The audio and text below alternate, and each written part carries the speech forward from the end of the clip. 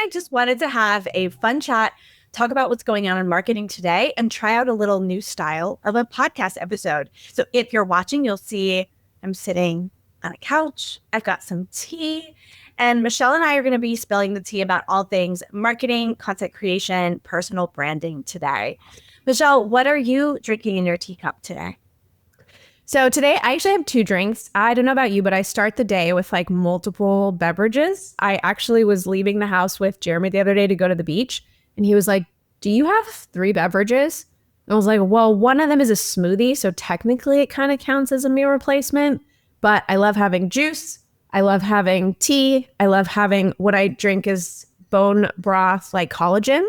So that's what I've definitely been drinking a lot of in the morning. And then I've got, actually, it's my sister's tea. So her brand is Anti-Anxiety, and this is Essaouira, and it's a mint green tea, like Tulsi combination, and it's really delicious. That's what I'm drinking. What are you drinking? Oh, that sounds really good. Today, I have a very simple, just basic green tea that I got at Costco, like the massive, like 300 tea bag box of green tea. You know exactly what you're talking about. And it's actually really good. Like, it's very mild. Like, it's a nice, like, mild, like, and for me, it's afternoon. I know it's morning for you. It's a nice kind of like mild afternoon beverage. But my favorite thing is this mug. This is my mug. It was actually the last I boycotting Target because of their inability to, keep their diversity, equity, inclusion policies under the Trump administration. So this was my last Target purchase I ever made before I started boycotting Target. And it reminds me of Sabrina Carpenter because of the kisses. It's not actually a branded Sabrina Carpenter mug, but I call it my Sabrina Carpenter mug. You can't see it, but there's like a kiss at the bottom of the mug. Oh, cute. Very cute. Yeah, it's got kisses all over it. Very Sabrina Carpenter. So we are changing the format of the podcast, and we're going to talk today a little bit about why and what we're doing and kind of the state of marketing and personal branding as a whole. So that's what this conversation is about. And then on a weekly basis, you can expect to hear from us updates in marketing, real live, what's happening, topical conversations on how content creation is shifting, algorithm changes, the change of personal branding and what we're seeing. We're still going to talk about people and examples, especially females in business, entrepreneurship, and the digital space who are representing what we think are either cutting edge, successful, empowering, or like modeling great behavior when it comes to personal branding. And so that's ultimately what we're going to do with the podcast moving forward. And we're both really excited about this shift and this change. And I think it's really important because I was just doing a workshop recently. And in the preparation for that, I was getting ready for the slides and prepping what I was going to say and everything. Marketing is not what it used to be. Like, it is not the same thing as 10 years ago, 5 years ago, even 2 years ago. Like, because of the social media shifts that we're seeing change, because of the way that businesses and brands are being developed now, it's just not the same. There are marketing foundation and principles of sales psychology and buyer psychology and consumers. And when we look at that, those will continue to be same or similar as we move forward. But really, the state of marketing has changed and grown. And I think the thing that's most surprising to me is how off the rails and unhinged it kind of can be. I know we talked about Duolingo before, but I just brought this up. But Joanna, have you seen another simple favor? I have the new. It's a sequel, right? So the sequel to A Simple Favor with Anna Kendrick and Blake Lively, which we just had a conversation about Blake Lively. We 100% did, yeah. And I'm actually, a little known secret about me is Simple Favor is like literally my favorite movie, like the original. I've watched that movie like a million times, like so much. So wait, why? Why is it your favorite movie? So I think there's something about the queer undertones that I really like. The relationship between Anna Kendrick's character and Blake Lively's character. Like, full disclosure, I wanted them to run off together into the sunset and live happily ever after as a couple when watching the first movie. But I don't know. There's just something about it. It's like campy, it's fun, it's sexy, it's all of the things. And I was so excited for Simple Favor too. I actually also got rid of my Amazon account for the same reasons that I'm boycotting Target. But I was so happy because my Amazon account like renewal was like 2 weeks after that movie came out. So I got to watch it before getting rid of Amazon Prime forever, or maybe not forever. Maybe if they change their business practices, I will be going back to Amazon. But right now I'm gone. But I got to watch that beforehand. And I was like so sad for that movie that all of the drama was going on with Blake, because I was like, nobody's going to watch this movie. And it wasn't as good as the first. I will admit that. But I did enjoy it. I thought it was completely ridiculous. Like, okay, I think the shooting of it was beautiful. The location, gorgeous. This, like the way that it was produced, whoever did it. So I'm not, obviously, I don't really know directors, producers. I'm not really great with details on that front, but I thought it was so well done from like as a movie, like produced, direction, location, filming. I thought that casting was fantastic.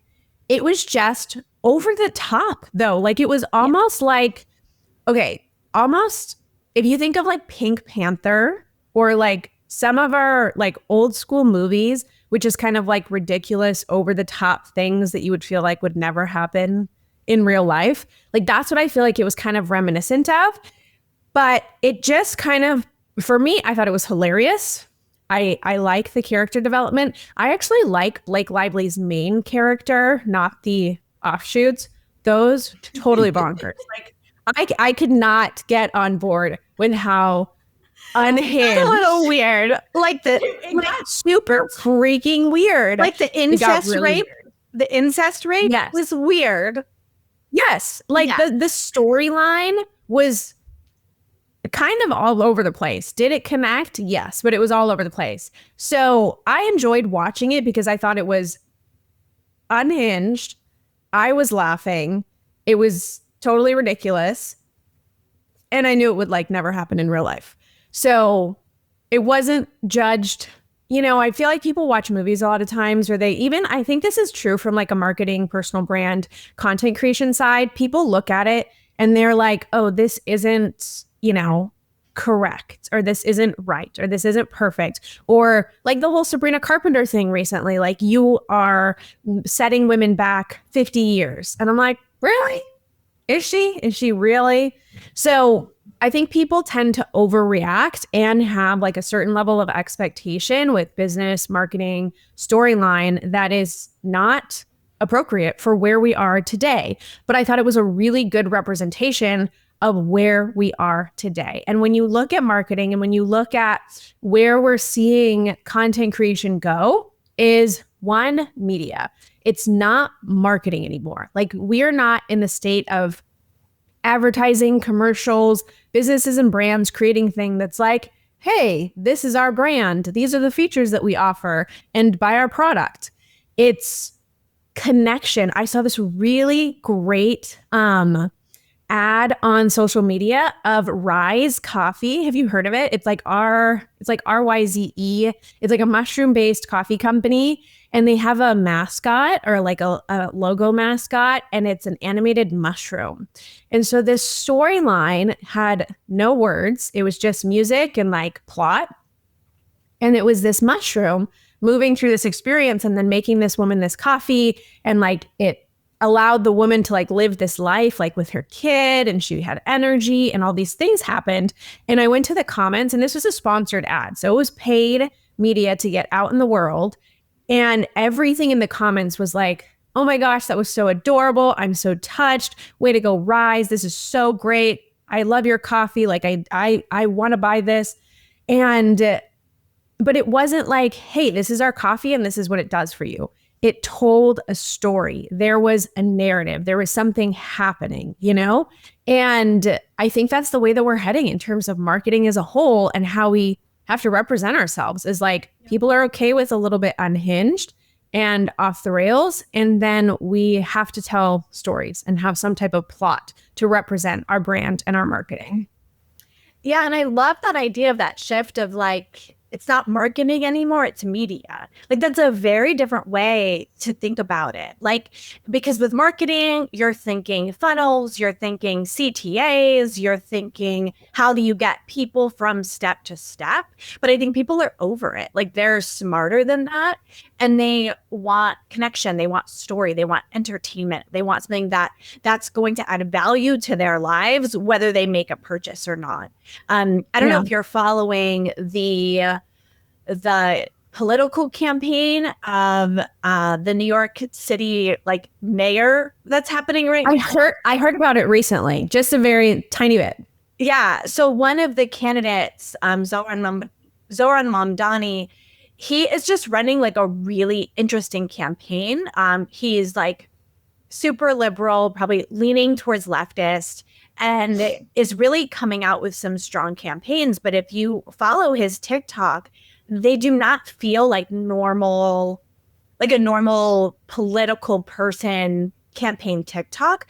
These videos are like highly produced, like there's someone involved that's like in the film creative industry. They're highly produced. They're lots of storytelling, lots of personal connection. One of the cool things that they're doing, and I don't know much about like how the mayoral race in New York City goes, but I guess there's like multiple candidates, like not just like two running, and you can do ranked voting. So you can say, I want this candidate and this is my number 2 choice. Well, him and another candidate, not Andrew Cuomo, someone else, I don't know who, have come together to say, vote me number 1 and vote him number 2 and vice versa, because they don't want, I think, I could be getting this all wrong, whatever the other candidate is, they're saying would be really, really bad. So they're saying like one of us is better than him. And that's such an interesting concept, because they're not just saying vote for me at all costs. So they're saying like, we just need not that guy. And they're working together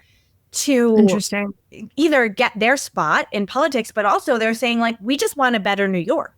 And so it's a really interesting way to run a campaign. It's like really fresh and really different. And he's really like getting people excited about politics in New York City. Yeah, I'm seeing, so we're in the beverage industry, to be honest. And so I'm seeing a lot of stuff like in cocktail creation, in restaurants and bars, and accounts that I'm just kind of looking for inspiration. What are people doing? What are people talking about? How are they navigating the digital space right now? Like, how are they driving traffic and getting attention?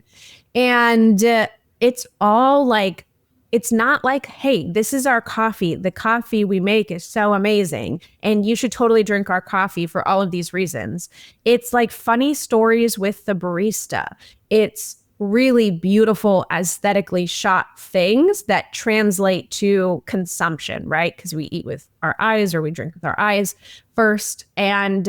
And then telling behind the scenes and stories of the founder and how they got started or the challenges that they're doing. I saw a founder of like a tea-based location, and he was talking about how customers were writing like 1-star reviews. And he was saying like, this doesn't affect our business. Like, we have so much business because we have, great media, great attention. They have tens of thousands of followers. I can't remember how many, but they have tons of followers online. They get lots of traffic. People love what they do. So the 1-star reviews aren't affecting them, but it affects other small businesses who maybe don't have the same media presence and attention and driving the traffic.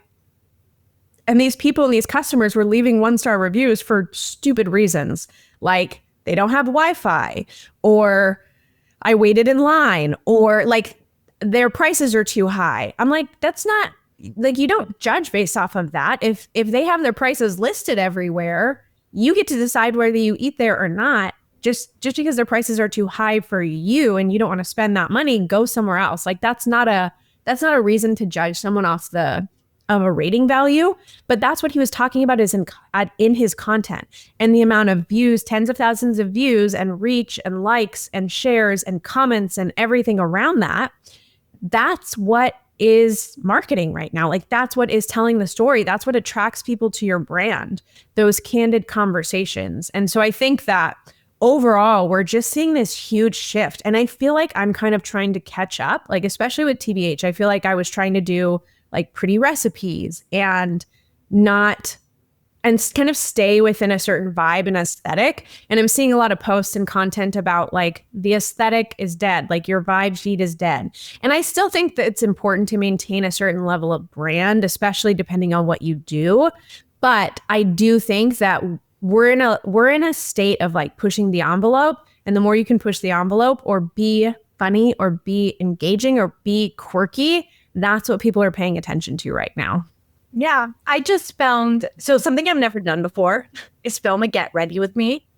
Like I've never, I was like, let me just film one and see what happens. So it's partially edited. I need to finish editing and get it out in the world. But like, I have some like there's a funny moment in it where I realized I picked the wrong foundation and like I'm much tanner than I usually am from being out in the sun. It's summer and I realized like half my face is like white and like I'm just gonna leave this in, you know what I mean, and like leave that sort of thing in there, and it may or may not work. We'll see. That's to be determined. But just thinking of how do I just actually like I am kind of unhinged. And I am all over the place. And then like I hide that in my content. Yes. And I think this is why. It's because you and I come from an era in which that wasn't okay.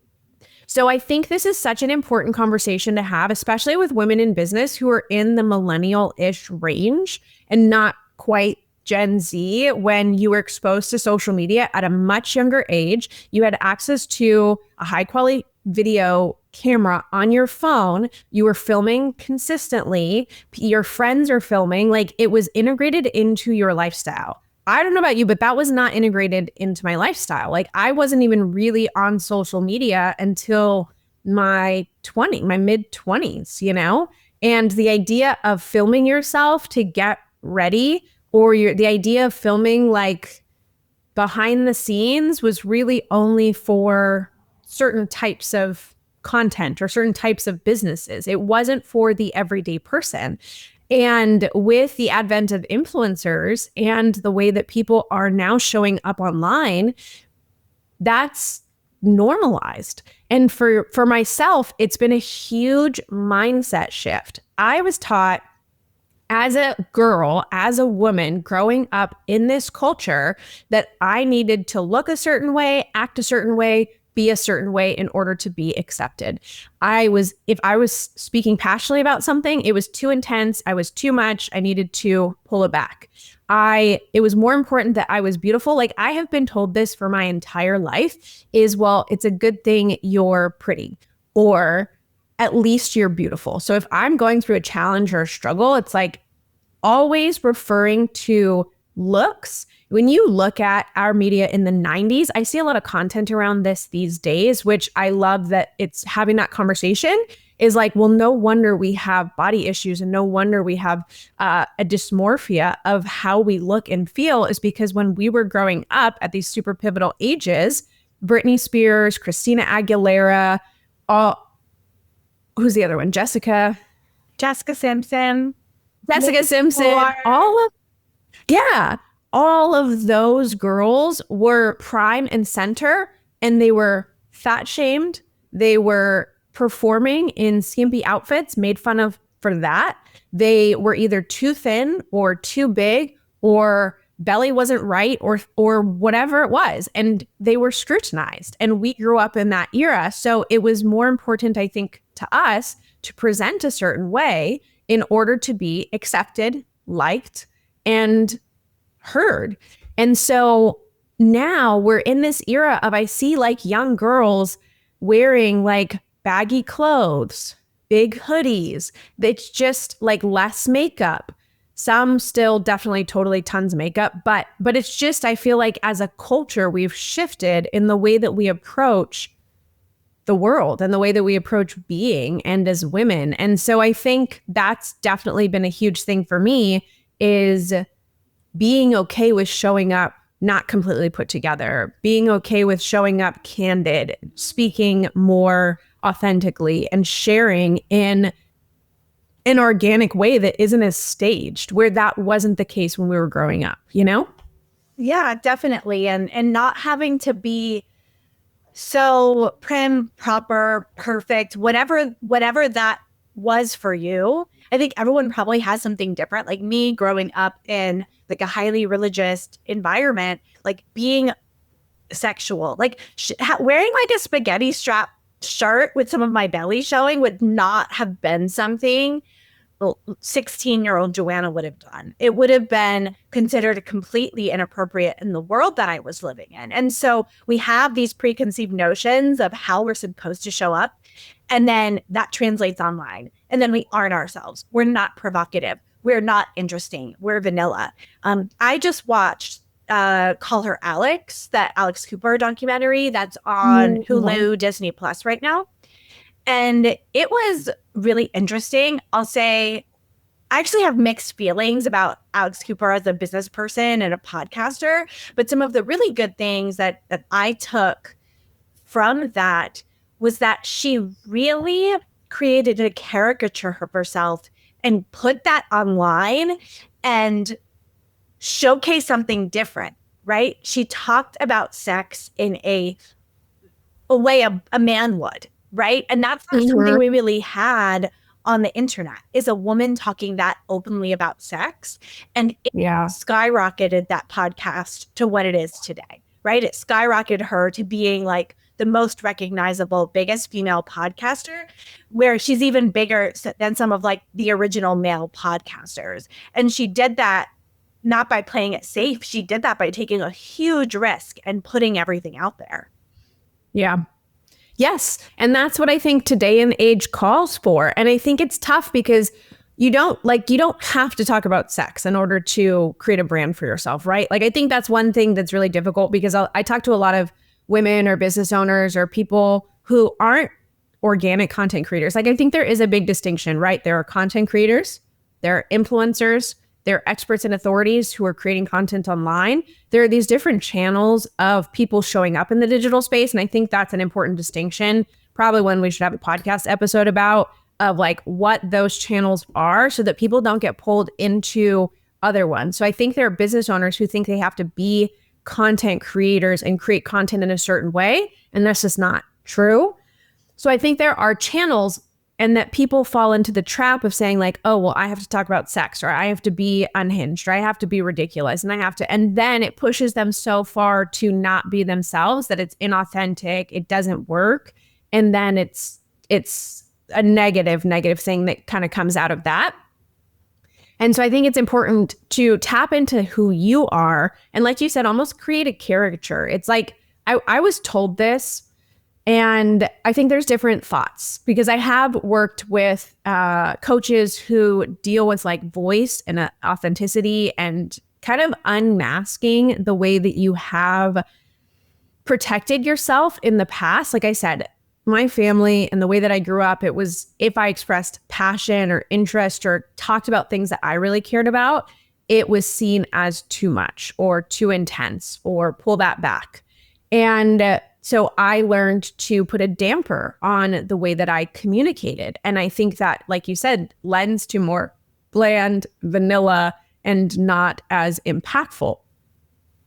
But I think that allowing who you are and identifying who that is and allowing that to come out in what it is that you're talking about and how you're talking about it, I think that's like the takeaway. And for some people, that's super chill and super deadpan. And they can get tons of views and they can get traction. They can build a brand on the fact that they are not all over the place. And then the people who are a little all over the place, you're like, well, I don't want to just be like them because they're all over the place. You don't have to. You can just find what it is that works for you. And I think that's part of the personal development and personal growth side of business and online content creation and having a digital presence is really tapping into like, well, who am I and how do I want to show up?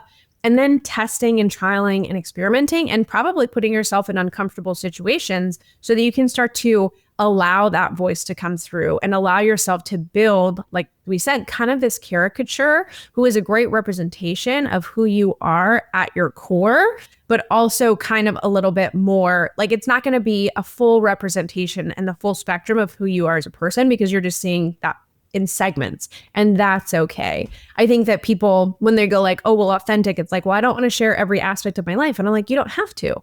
It's just showing up in a way that reflects you as an individual and doing that in a unique, interesting way. Yeah, I think there's something too, because I've been thinking a lot about this, like what makes some people blow up online and others not. And I think that part of the thing that has to happen is when someone sees your content, they have to get who you are immediately. So if you're showing up online and you're this multifaceted person, I'm not saying you can't talk about all of the topics you want to talk about, but when you kind of make a specific character for yourself, and I've been thinking about like who that is for me lately, but when you make this character and you show up as that person, people can get who you are immediately and connect right away. If one day you're like super sexual, like one day you're like really, really prim and proper, and then one day you're another person, people don't know who you are and then can't connect with you. But if you're like, this is my persona, it's rooted in who I am. Do you know what I mean? It's not a fake person, but I'm taking the bits of myself that make sense for my brand, putting it out in the world, and then doing that consistently will get people. And I think who you pick to be has to be, and I know this is going to sound really like I'm telling you not to be authentic, but that's not it. It kind of has to fit an archetype of a person people can relate to.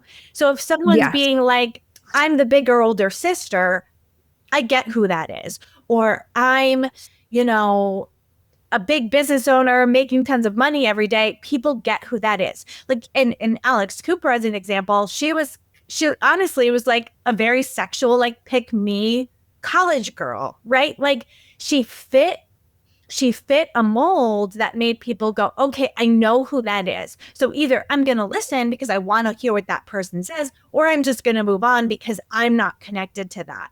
But I think you have to do that. If you're just like in the middle, some sort of like mild version of all of the things, people are just going to swipe. But if people go, okay, here's an angry mom homemaker. Got it. I know who she is. I think you have to pick an archetype for you to fit under.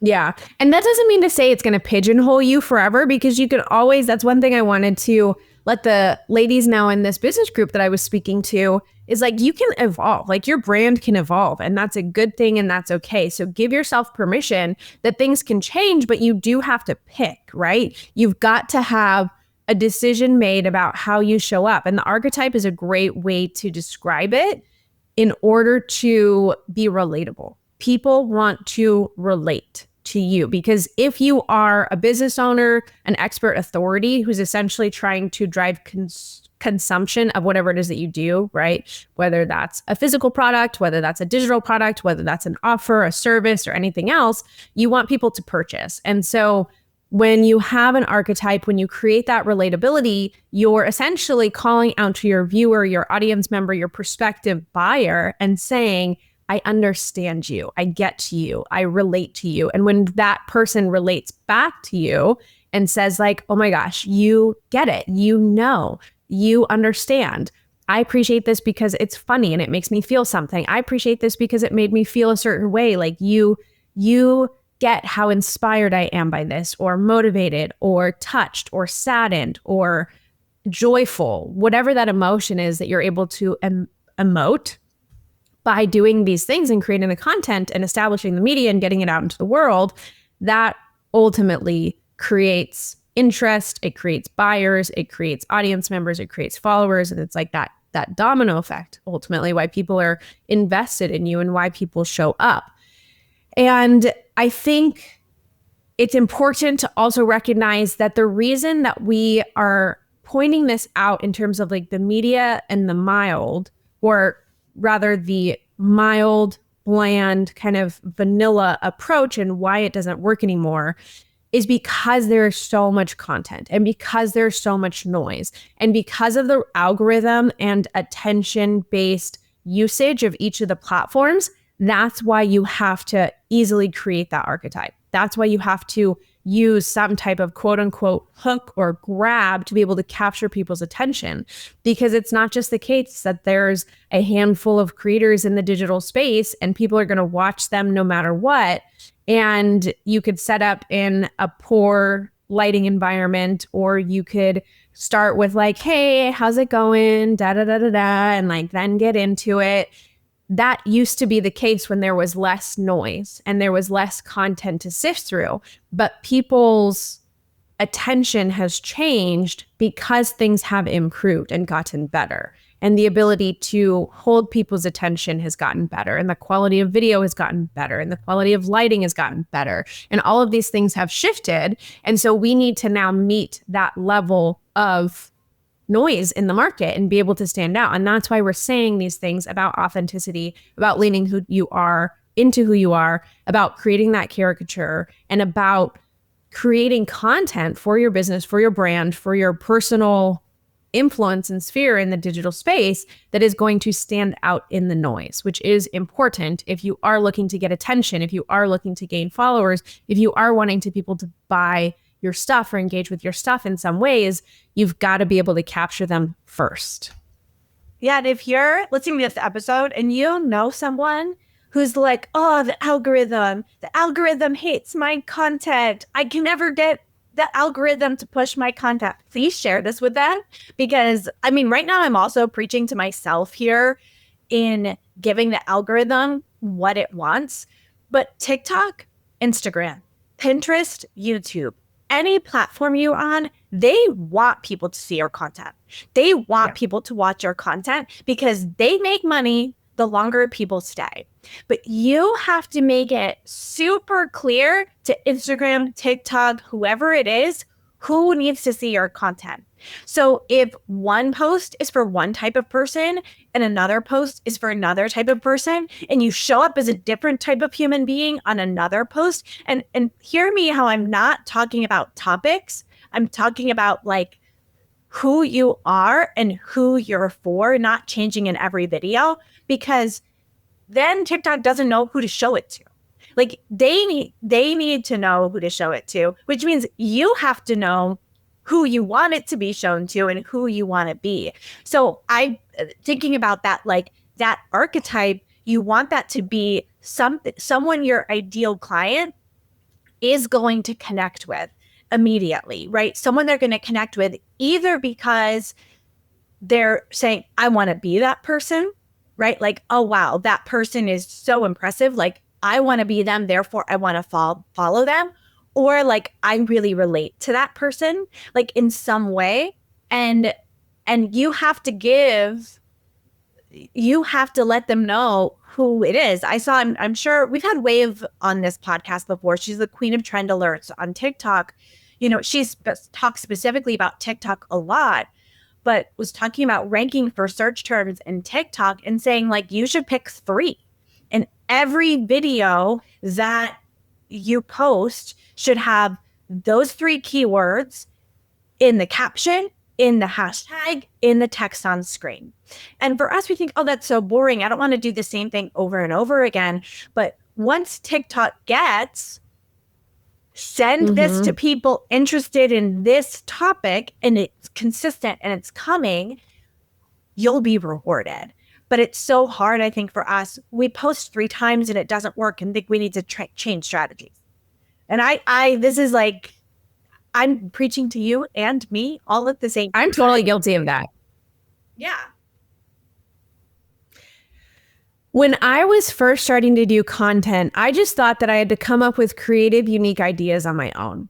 But the more that you actually learn from successful content creators and digital presence people, the more it is that they've actually done their research. Like, truthfully, everyone that I learned from, YouTube, TikTok, Pinterest, LinkedIn, Instagram, Twitter, all of the platforms, is that there is research. There's research to be done about how the algorithm works. And the algorithm isn't actually that confusing once you start using the platforms. You just start to realize that the people who are creating this software and developing the algorithm in the first place, they prioritize certain things that can be broken down tactically and tangibly, right? If you are on Instagram, for example, and you follow, I think it's Alex Mosseri, is that how you say his name? The CEO of TikTok.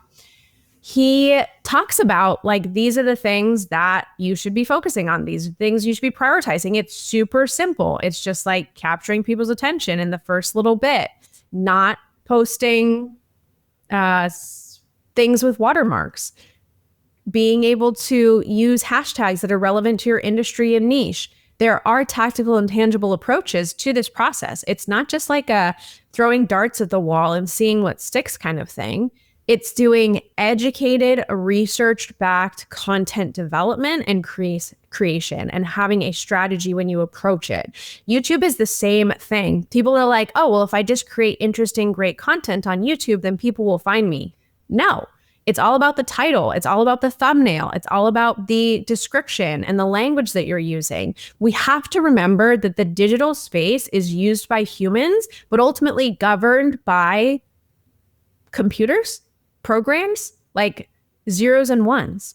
It's kind of like simple math, you know? And I think we get our emotions wrapped up into it. And then we think about like, oh, well, this didn't perform well because I didn't look great. Or this didn't perform well because I wasn't feeling great that day. Or I didn't say it this way. Or I didn't do this thing.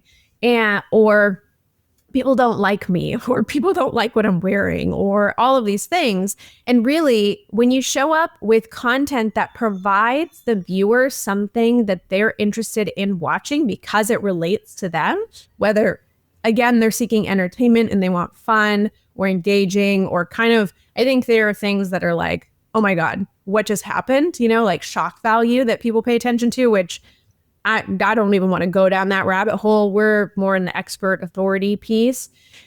But when you provide something of value, and that's not just teaching and education, but it's more creating like a light bulb moment for people, or a piquing interest, or a curiosity piece, or being able to engage people in a way that they continue watching, that is the algorithm. Because like you mentioned, Joanna, is all that these software programs, all of these platforms, all they want is for people to be on their platforms more and using them more. So if you can create content that actually has people staying on the platform, that content will perform. And ideally, obviously, then you have some fine tuning about messaging and about speaking to your ideal client and speaking to their desires and their challenges and what they're going through, and then moving through the buyer journey. But ultimately, if you're just looking at like attention, you're creating media in the digital space that is based on research that captures someone's attention, holds their attention, and delivers them something that they would keep coming back for. Yeah, and another thing that I always find makes a huge difference with your content and making sure it's getting seen is to really utilize the features of the platform itself. One of the reasons I don't recommend people try to grow on every platform at the same time is because every platform has its own nuances, right? TikTok and Instagram and Pinterest and LinkedIn, they're all very different platforms and have different ways that you create content. And if you're trying to grow everywhere, it's harder to grow in a single place. And one of the ways you can kind of really use the platform to your advantage is to make sure you're using all of the different features and post types, and make sure you're jumping on new features quickly. Because again, when you think about Instagram as an example, Instagram is competing with all of these other social platforms, and they want people to stay. So when they make a new feature, they want other people to use that feature, which means they will more likely push the content that you use with that feature. So one example of this is when Reels first came out, you were really, really pushed if you used Reels. Now it's kind of evened out, but in the early days, they would push your Reel out to everybody because they wanted everybody using Reels, because they wanted people on Instagram instead of TikTok, right? So say your goal is to grow on Instagram, it's your job, it becomes your job to start using new features immediately. When there's a new Instagram feature, use it, try it, test it. Right now, there's a new editing app for Instagram called Edits. If you want to grow on Instagram, go download it from the App Store. I just started playing with it. I'll kind of keep you up to date with how it's going. But my theory is, if I edit videos, using if I edit videos using edits, those videos will get pushed. And I'm already kind of seeing that because I'm getting notifications when other people use edits. So I think if I use edits, Instagram will push that video. And one of the benefits of like this new format that we're doing on for the podcast is that we're going to bring you those updates. So when we know there's a new feature, we know there's something going on, when there's a new trend, we're going to share that on this podcast. So make sure you subscribe, you stay in touch and listen every week, because we want to get those tips right to you. And so today's tip is, if you want to grow on Instagram, download the Edits app and start playing with it and start posting videos with that and see if that helps more people see your content. Love it. Yeah, I think things are evolving and changing all the time. And I found that I have watched people, if they hop on the bandwagon really early on and quickly, and they just do it, like trial reels, for example, people who are getting on board with trial reels and pushing as much as they possibly can, even reposting old content that they've done well, and then that gets out in front of new followers, they're performing. And so I think one of the things that I want to take away today is that we often, from that perfectionist mindset and that preparatory strategic mindset, are like, I've got to do this right. I've got to do it correct. I've got to say the right thing. But we're in an era of saturation, and your quality is going to be created by quantity. And so you have to be able to put quantity of things out into the world, trial, experiment, see what works. I love this thing is like Mr. Beast. He put out like 350 videos before one of them went viral. And I think we so often think like, oh, I'm going to put out a handful of videos, or I'm going to try this. Hey, it's not freaking working. And so I am going to pivot or do something different, or just give up altogether. And then it's inconsistent. And I am so guilty of that, is being inconsistent, because I'll put time and energy into something and then I'll be like, okay, that's not working. I'm going to get distracted by this other thing. When I look at YouTube and I'm like, man, if I'd actually just stuck with creating YouTube videos when I started this entire process, like how different my business would be as a whole. And so give yourself more credit to just create consistency in what you're doing, and know that you will get better over time. Like you will 1000% be able to improve your lighting, your video, your editing process. But you have to start now, and you have to start somewhere, and try to create as much as possible as can be sustained. And that will drive you forward. So thank you so much for tuning into the podcast today. We're super excited about this new format. If you have anything that you want us to cover or questions, you can send us a DM. Social is in the links below, and we'll cover it on the podcast. So we'll see you in the next one.